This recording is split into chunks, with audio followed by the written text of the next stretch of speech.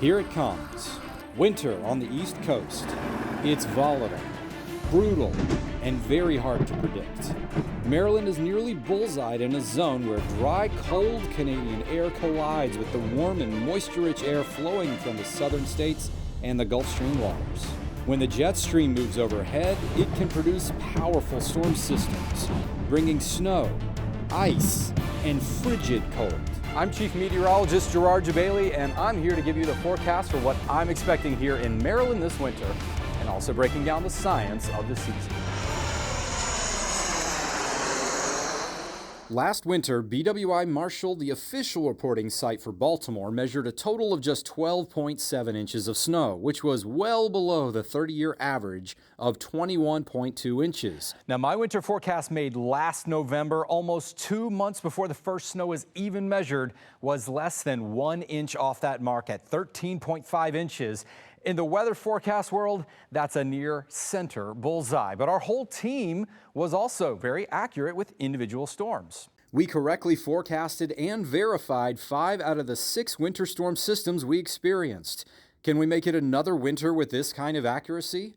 We certainly hope so, but it's never an easy feat. So, what do we normally see each winter? It's hard to find a normal winter, as we're often significantly above or below the averages. Baltimore has never had a winter without measurable snow, but 3 out of the 5 least snowy seasons we've ever had happened in the last 15 years. Does an early start to winter mean a busy winter? History has shown that an early first snow doesn't necessarily mean tons of snow for the season, and a late first snow doesn't always mean we will see very little. So the very first snow is not a really good indicator of what is to come.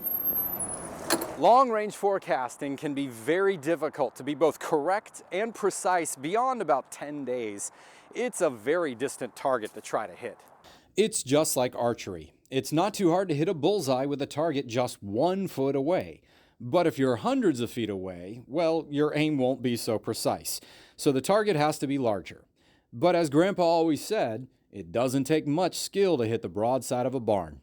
So it's easy to be accurate if you don't have to be precise. So why is long-range forecasting so difficult? Well, the problem, there's just not the technology to measure every bit of the incredibly massive and complex 3D atmosphere above us, and neither does the computer power to calculate it all. It would be like trying to use math and physics to accurately calculate exactly when and where just one particular bouncy ball would land in the chaos of hundreds falling down a flight of stairs. It's very hard, but there are some that like to at least give it a try. The old Farmer's Almanac.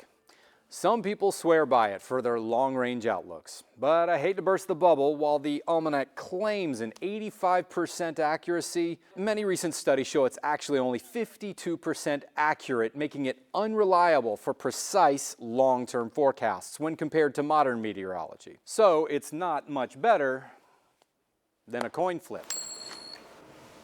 The atmosphere is a giant puzzle of big and small patterns all over the world with nearly infinite complexity and layers.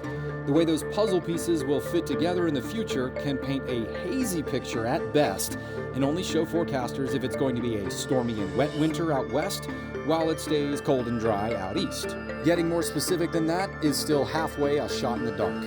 There are still so many misunderstood and undiscovered pieces to the puzzle. But here are some of the pieces we know about and how they could influence our winter. El Nino, or its opposite, La Nina. Neither of them are big storms, but they can certainly be big drivers of big storms. Now, El Nino is something that is actually just warmer than average waters off the equatorial Pacific Ocean. And these are driven by weaker trade winds blowing to the west. Now, if those winds increase, or stronger trade winds, that causes what we say is upwelling, or when cold ocean water rises to the surface, leading to cooler than average waters. And all of this is connected, believe it or not, to weather across the entire world.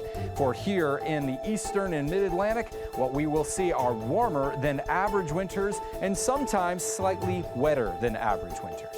The infamous Snowmageddon winter in 2010 buried Baltimore in 3.5 feet deep of snow and crippled much of the mid-Atlantic. We had 77 inches that winter season, and all this happened during a strong El Nino period. But we are currently in a weak La Nina period, and it's expected to remain in this phase through January before a return to a neutral phase in February into March. This can mean warmer than average winters in the mid-Atlantic. So no strong El Nino this season means no big snow, right? Well, it's not that simple. Because we've had wildly different totals year to year during La Nina winters, there's much more at play than just El Nino and La Nina. Another big piece of the puzzle is the NAO, or the North Atlantic oscillation. Now, the NAO are actually the changes in the strengths of two pressure systems in the atmosphere over the North Atlantic Ocean. And what we can see right here is the NAO going into negative mode. This is when the pressure systems will actually weaken and allows a much wavier jet stream. Now, this can send shots of colder air into the northeastern United States. The NAO is currently in a positive mode, but I'm expecting it to switch to the negative mode at the end of each month, which could increase cold air shots during those time periods. So I predict this will mean better chances for snow this season at the end of December, January, and February. The next pattern is rather infamous, the polar vortex, but it goes by a more technical name called the Arctic oscillation.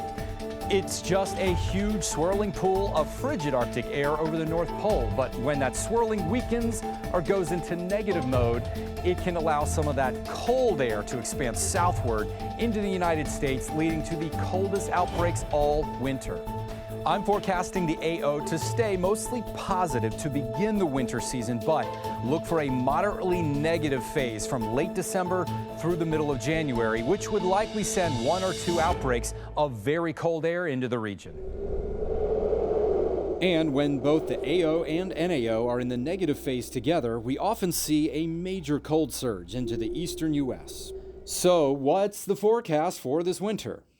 All right, science class is over. So here's my full winter prediction. I predict slightly below average this winter season. I'm expecting temperatures to end up just 1.5 degrees below average, with 1 to 2 significant blasts of very cold air at the end of January. And we could see 1 significant storm, but at the end of the season, I think we're actually going to end up with around 17.5 inches of snow. And the total liquid equivalent, including rain and snow melt, I'm forecasting at 7.25 inches. So there you have it. But remember, meteorology is still a young and very imperfect science. But as stock traders, economists, and sports lovers will tell you, predicting the future just a week in advance is hard, even with all the data in the world at your fingertips. But sunshine or snowstorm, your weather authority will keep you weather aware this winter. For Fox 45, I'm Chief Meteorologist Gerard Jabali.